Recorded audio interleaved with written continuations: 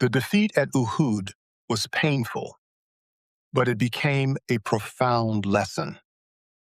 They learned that victory requires obedience to God and His messenger, not the pursuit of worldly gain. What followed was the greatest threat the message of Islam had yet faced, a danger that could have destroyed it completely.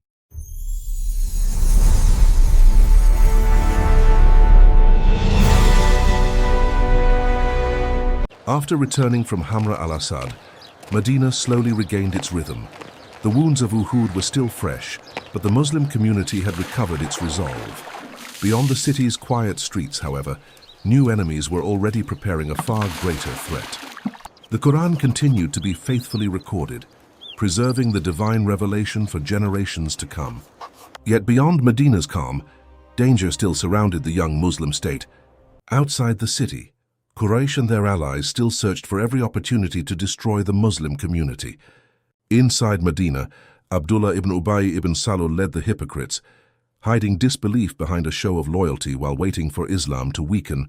After Banu Qaynuqa had been expelled, Banu al-Nadir and Banu Qurayza remained in Medina, while Khaybar stood beyond the city as another major Jewish stronghold.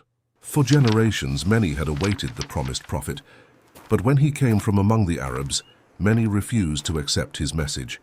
Among these tribes, Banu al-Nadir would become the first to shatter the brief peace that had returned to Medina. During one of the Prophet's gatherings in Medina, a Muslim arrived carrying troubling news.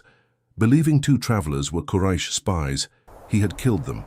Only afterward did he discover that they were protected by a written peace treaty with the Muslims. The Prophet was saddened by the incident. He reminded his companions that treaties must be honored and that justice required compensation for the families of those killed by mistake. According to the Constitution of Medina, every allied community shared responsibility for justice, mutual defense, and financial obligations. So the Prophet began collecting each ally's agreed contribution toward the compensation. One of those allies was Banu al-Nadir. The Prophet then went to their settlement to request their agreed share. The delegation was welcomed respectfully, and the Prophet sat with the leaders of Banu al-Nadir to discuss the matter peacefully. The leaders of Banu al-Nadir politely excused themselves, saying they would discuss the request before giving their answer. But away from their guests, the conversation soon took an unexpected direction. Seeing the Prophet's visit as a rare opportunity, the leaders of Banu al-Nadir began discussing how to eliminate him and his delegation, convinced the Muslims had been weakened after the defeat at Uhud.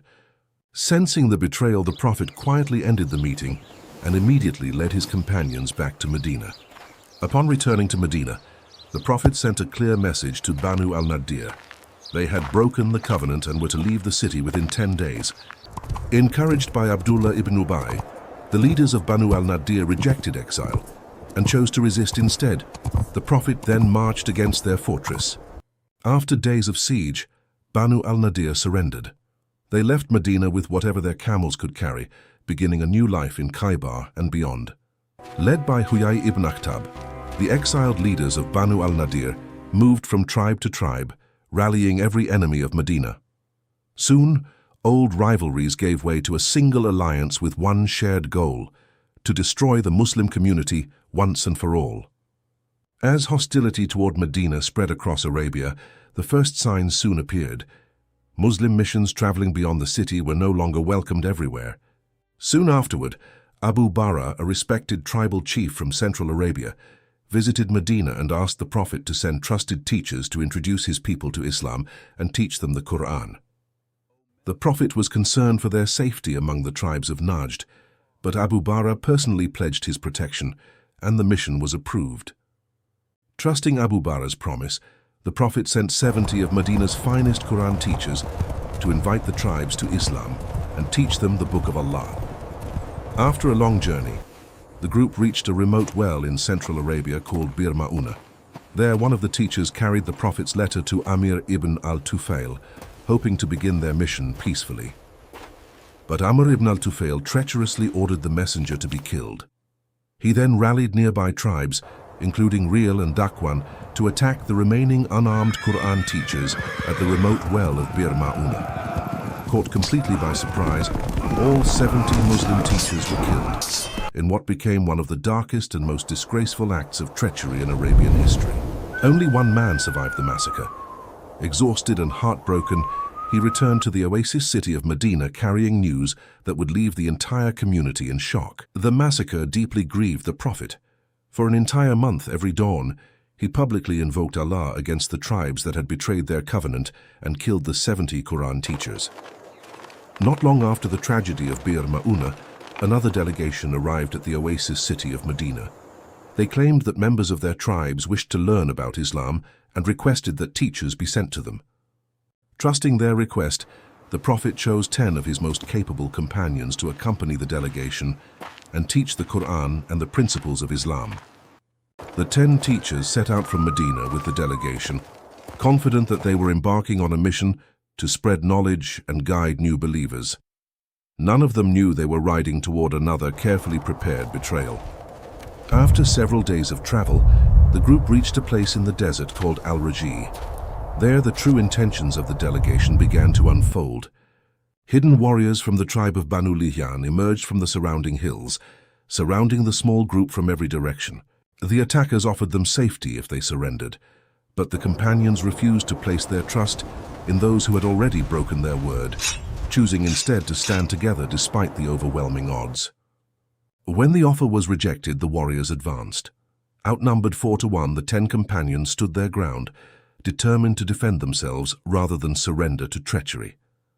When the fighting ended, 7 of the companions had fallen. 3 remained alive. 2 accepted captivity, while the 3rd continued to resist, unaware that an even harder trial still lay ahead. Another mission had ended in tragedy. As the survivors were led away, the growing threat surrounding Medina became impossible to ignore. The tragedies of Bir Ma'una and Al-Raji revealed a dangerous reality. Enemies of Medina were becoming increasingly coordinated, threatening both the city and the spread of Islam.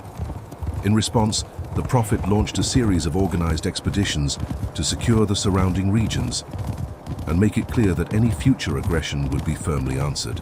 The tragedies of Bir Ma'una and Al-Raji only fueled the ambitions of Huyai ibn Akhtab, the exiled leader of Banu Nadir. While he worked to unite Arabia against Medina, Abdullah ibn Ubay and the hypocrites continued undermining the Muslim community from within. Inside Dar al-Nadwa, Huyai ibn Akhtab presented his proposal before the leaders of Quraysh. After careful deliberation, Abu Sufyan agreed to join a united campaign against Medina. Consider the weight of this decision, Abu Sufyan. The future of our tribes depends on your answer. With Quraysh committed, Huyai ibn Akhtab continued his mission, traveling east to meet the powerful tribe known as Ghatafan and invite them to join the campaign. To secure Ghatafan's support, Huyai ibn Akhtab offered them half of Khaybar's harvest for 1 year. The proposal was accepted, bringing one of Arabia's strongest tribal confederations into the growing coalition. As news of the alliance spread, more tribes answered the call. One after another, powerful clans joined the campaign, forming the largest coalition Arabia had ever seen.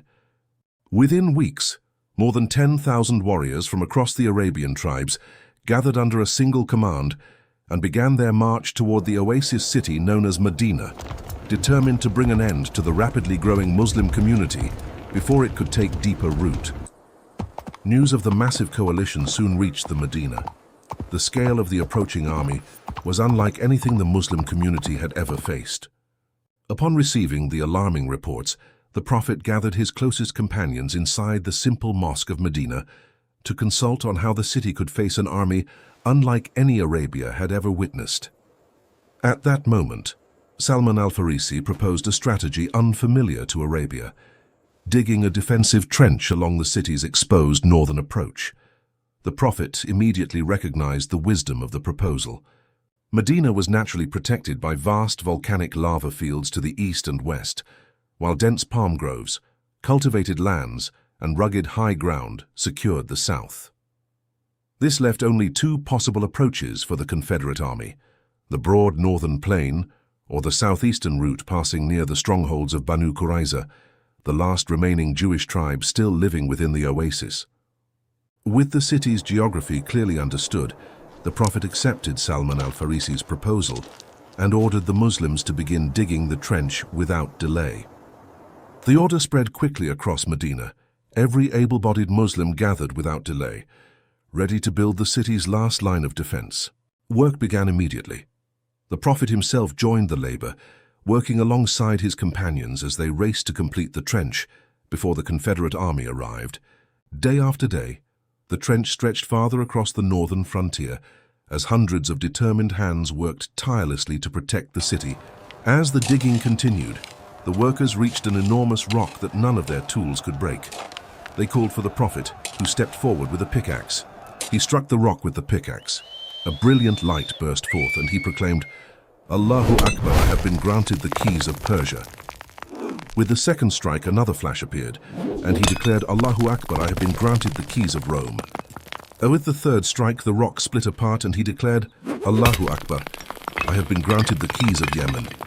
The Prophet's promise of future victories over Persia, Rome, and Yemen echoed the promise once given to Suraka during the Hijrah, a true divine promise that became a ray of hope in the darkest days as the believers endured exhaustion, fear, and hunger.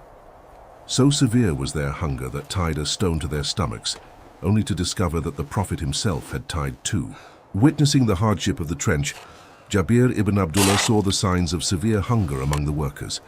He quietly returned home, hoping to prepare a modest meal for the Prophet alone. At home, Jabir and his wife found only a small amount of barley bread and a young goat, barely enough for a few people, yet they chose to offer everything they had. Jabir intended the meal for only a handful of guests. Instead, the Prophet called all those working at the trench, inviting every one of them to come and eat. Before anyone was served, the Prophet prayed that Allah would bless the humble meal.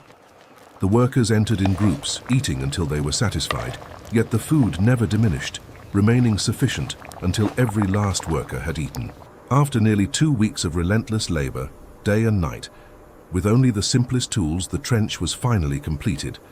Estimated to stretch nearly 12 kilometers and reach depths of around 5 meters in places, it was an extraordinary engineering achievement carved through rocky ground. Before the Confederate army arrived, the Prophet personally inspected Medina's southern approaches, where the settlements of Banu Qurayza stood. Their treaty remained in force, and securing every vulnerable approach was essential before the coming siege. Within days, the great Confederate army advanced toward Medina. More than 10,000 warriors marched together, convinced that the city would soon fall before their overwhelming strength. How would the Muslims face this looming danger?